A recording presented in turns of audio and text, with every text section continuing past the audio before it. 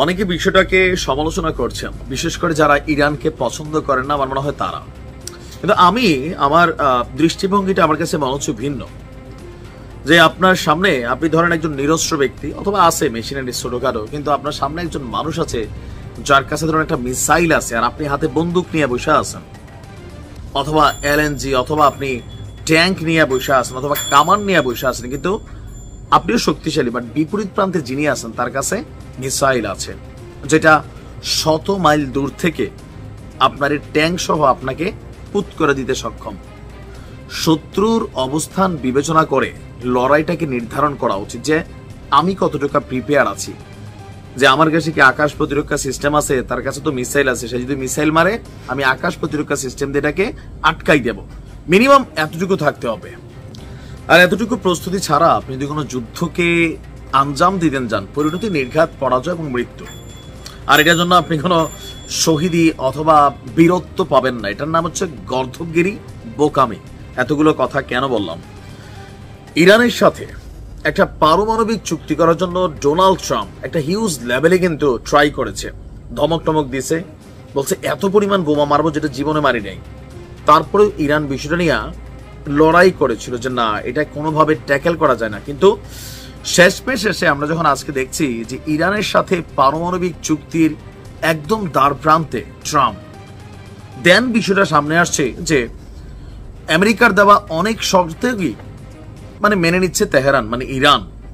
আর Donald Trump তার বক্তব্য দিয়েছে যে আমরা ইরানের সঙ্গে দীর্ঘমেয়াদী শান্তির জন্য খুবই গুরুত্বপূর্ণ আলোচনায় রয়েছি। এখন যেই জায়গাতে সমস্যা সেটা হচ্ছে কি, যে সে বলছে আমরা এমন এক চুক্তির কাছাকাছি পৌঁছে গেছি যেটা করতে গিয়ে আমাদেরকে কঠোর পদক্ষেপ নেবে না। দুইটা উপায় আছে, একটি হলো খুব সুন্দর শান্তিপূর্ণ উপায়, আর অন্যটি হলো সহিংস পথ। আমি দ্বিতীয় উপায়টি নিতে চাই না। এখন এই যে ট্রাম্পের যে দ্বিতীয় উক্তিটা, এটি কিন্তু এখানে গুরুত্বপূর্ণ। প্রথম উক্তিটা হচ্ছে ইরানকে পারমাণবিক ভাবে নিরস্ত্র অথবা এই যে ইউরেনিয়াম আছে সেটাকে পারমাণবিক অস্ত্র তৈরির বিপরীতে, মানে বিভিন্ন খাতে, জ্বালানি, বিভিন্ন শিল্প বা এই সেক্টরগুলোতে ব্যবহারের অনুমতি দিতে যাচ্ছে ট্রাম্প। তো ইরান কি তাদের পারমাণবিক কার্যক্রম বন্ধ করে দিবে? না। ইরান এমন এক দেশ, কারণ আমি দীর্ঘদিন ইরান নিয়ে নিউজগুলো করছি, আমেরিকাতে যেমন অনেক জায়গা আছে লাইক এরিয়া 51, যদিও এই জায়গাটা এখন প্রকাশ্য সবার সামনে চলে আসছে, কিন্তু এরিয়া 51-এ যখন তারা গবেষণা শুরু করে, এই যে ধরেন মাঝে মাঝে ভূমিকম্প হয়, এটাও আমেরিকার নাড়াচাড়ার একটা ইস্যু আছে। তারা টেকটোনিক প্লেট নিয়ে নাকি সেখানে আপনার নানান ধরনের গবেষণা চালায়। তো গবেষণা চালাইতে গেলে অনেক জায়গায় নাকি এরকম ভূমিকম্প হয়ে যায়। আবার বুঝতে পারছেন যে তারা কোন লেভেলে খেলে।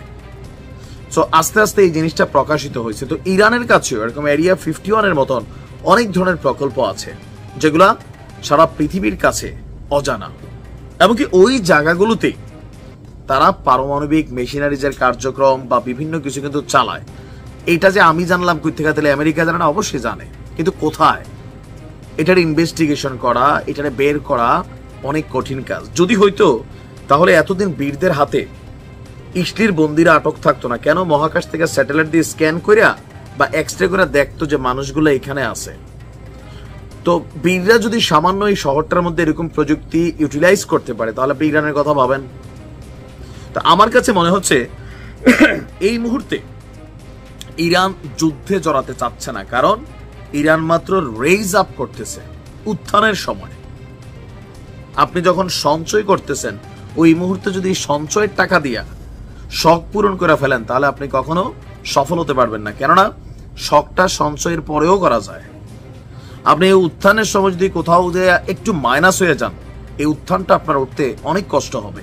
সো বুদ্ধিমত্তার কাজ হচ্ছে, ইরান সম্ভবত এখানে কৌশল একটা প্রয়োগ করছে, যে ট্রাম্পের সাথে এই মুহূর্তে লাগা বা আমেরিকার সাথে লাগা, এটা নির্ঘাত যতই রাশিয়া চীন সহযোগিতা করুক, তারা নিজেরাই সে আপনার জন্য যুদ্ধে জড়াবে না। আর আমেরিকার অবস্থান তো বোঝেনি যে ট্রাম্প চাইলে কি করতে পারে, এটা আমরা সবাই বুঝি। তো সেই জায়গা থেকে ইরান সম্ভবত নিজেদেরকে একটু গোছায় নিচ্ছে, অথবা অনেকগুলা জিনিস, প্রকল্পগুলা, যে শর্তগুলা আছে, পারমাণবিক নিরস্ত্রীকরণ শর্ত কাছাকাছি ইরান মাইনা নিবে, বাট কার্যক্রমগুলো গোপনে চালাবে। আর এটাই এই মুহূর্তে ঠান্ডা মাথার সিদ্ধান্ত হওয়া উচিত। আমার ধারণা ইরান ওইটাই নিচ্ছে, এমনকি এটাই বেটার হবে। দেখা যাক কি আছে চুক্তিতে, সামনে প্রকাশ হলে দেখবো। ভালো থাকুন।